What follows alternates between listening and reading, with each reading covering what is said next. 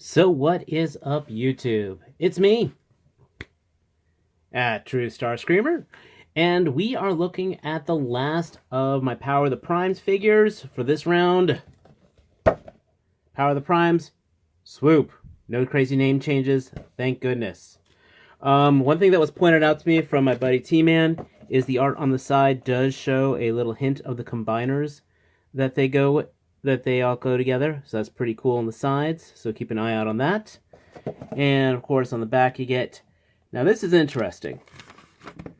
Swoop here in the package here is on the box is shown in red. The actual toy form though, and also on the card by the way, is also shown in red, but the toy body is going to be in blue, which I find pretty neat. So, yeah, box. Ow, landed on my foot. We got the card here. Great, again on the artwork, looking really nice. And with this guy, he is Nexus Swoop. So, forms flying dino combiners. That's a whole lot of not much. But let's forget about the card and move on to, this is the star of the show. This is Swoop, and as you can see, he fits on a flight stand, which I absolutely love. There's actually a lot about this figure I like. As you see, I've got him completely loaded up. One of the big things, he comes with a sword. Slag over there did not come with a sword. So, great, absolutely bonus points on here. You can also see, I've got the Prime Master thing on him. This doesn't look forced, and there's a lot of clever things done with how he's designed. I can't wait to get into this. As you can see, we do have the clear plastic, which is, again, a great G1 throwback. The wings themselves, I'm going to go ahead and take him off the flight stand.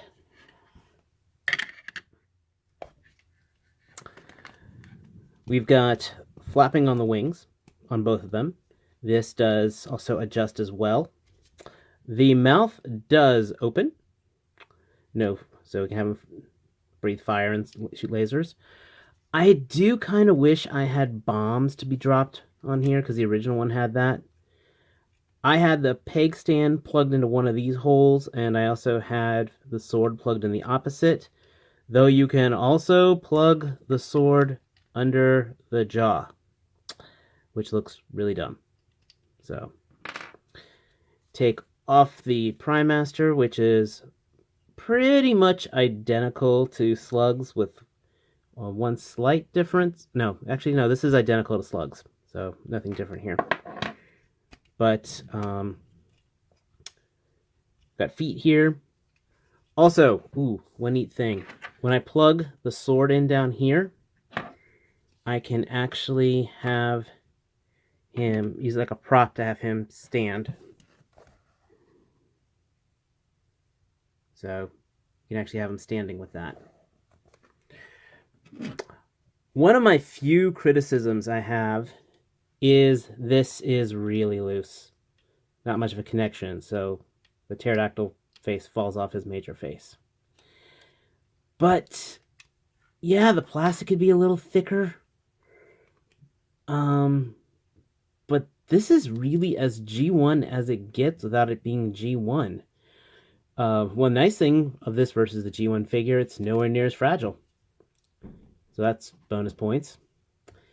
Transformation's kind of neat. Let's go ahead and start things off. You unplug these from the back, and the feet fold up here. What was neat, by the way, is the tabs here plugged into the back. So the designer of this really took advantage of all the tabs. Like when you see the arms here, these are actually plug into the tabs here. So you're going to tab that, flip that forward, flip this forward. Not really much of a dramatic head reveal, but flip the fists. Flip the fist, fold up the feet, bring up the arms, tuck in the wings. You can kind of angle them back if you want.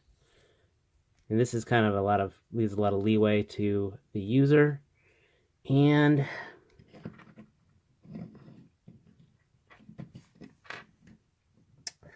there's Swoop. Let me actually clean these guys up from the back here, and we'll talk a little more about the guy himself. Okay, so now we got things cleaned up, a little less distracting.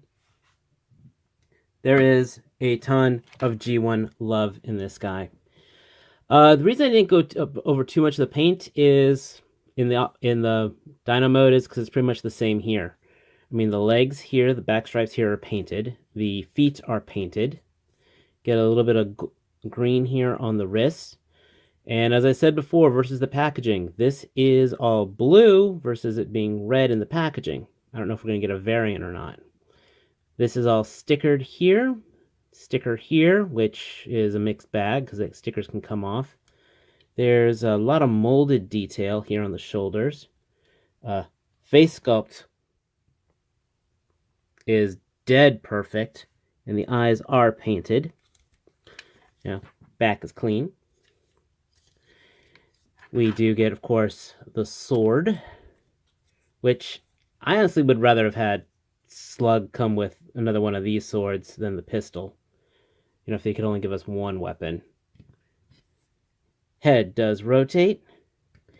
This is theoretically on a waist, but you have to unplug the dino head to actually get him to use the waist, because it actually goes into this groove. So there's a little bit of a con there for me. Knees bend pretty deep. Thigh swivel, no ankle tilt. Bicep swivel, no wrist swivel. But we can still get him to look pretty cool. And in the back, we also have another stand port, I believe. It's a little tight, but you can put a stand in the screw hole right up his keister. So, not too shabby. Prime Master gimmick. Remember I mentioned about these being a little different? Well, one of the things that you can do is actually peg this into his back. And they actually peg these holes, so it looks kind of like he's got some rear armor, which is actually kind of neat. Kind of bulks him up a little. For putting the armor on the front, it's just like Jazz. So you take advantage of these little pegs here. And you actually pretty much jam it into the dino eye sockets. And it kind of sits there, and it makes him really top heavy. So you got to kind of adjust it. And of course, this comes out. You can use that as a weapon, or flip this around and mount it on his arm. Speaking of arm, he does become one. With that, the kind of like bring the pterodactyl head up and pull this whole unit forward. Then just go ahead and peg the legs together. Fold in the hands. And now you don't want to peg it in like he was in Dino mode. And the reason for that is then you won't be able to turn the arm to be a wrist. To be an elbow. But we bring that here. Pop out the combiner port. And fold these arms in. What's also neat is this tab will tab into here to kind of keep things rather solid. So, what I did was I brought the arms in, and then these will just peg right in. And give me a second, and we'll put this on a torso. Okay, now as an arm, I, again, am actually rather impressed. We kind of get some neat stuff going on with the design. Because of how the foot works, you almost get a roll of the dice wrist swivel on here. This could peg together a little better, I will say that. But you can actually almost go, wield back, bring forward. So it actually, you know, wham, bam. But it actually is one of the more dynamic arms, believe it or not. It's also a little less bulky compared to all the other Combiner War style. So I really like this arm mode. Of course, you can move these out of the way to give you a little more bend for it. And I know this is going to be turned into dive bomb. So gives me some cool things to look forward to when they come out with the Predaking. So limb mode, very cool. Foot mode, it will be pretty compact because, actually, I haven't really shown a foot mode off for the others, mostly because since they're all Combiner War rehashes, we've already kind of seen what they look like. But with this, bring that in, peg them in like you're going for pterodactyl mode, and then these will fold up. I think, did Rook have this? I can't remember. But these will fold up in here. And then of course we'll bring the legs around here, bring the dino, tuck the dino head down, and the Combiner War peg will be up here. But that'll be the foot mode, and it's gonna look pretty good. So a quick size comparison, seeing how he looks with Slug. I do like that Slug actually is a little bigger than him, but I still would have liked him bigger. But they look good together. I think when we get them all together, we're going to get a very good-looking team dynamic.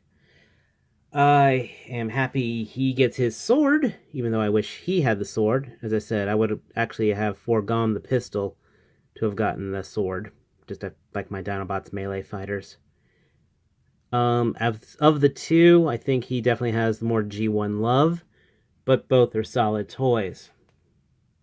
So now that I have actually gone through the entire wave of the first wave, I think I can definitely say I like Jazz the best, then Dreadwin, Swoop, then Slag. It's kind of a little weird because I really was anticipating the Dinobots the most. One of the big things I have to give for the Dinobots is they're all original molds, while these two are based off pretty much existing Combiner War designs. These two, it's all original engineering. I'm already wondering I know how this guy's going to be done as Dive Bomb. How is this guy going to be? Probably Tantrum or the Rhino. You know what? I bet you cash money that the Rhino will be remolded. And I don't know. It's killing me that I'm blanking on his name. So, but these two guys definitely get the love in the paint. This guy especially in all the details and the nuances. In general, though, I am not disappointed. So the Power of the Primes, I think, is going to be a very strong Transformer wave. Definitely going to be higher than Combiner Wars.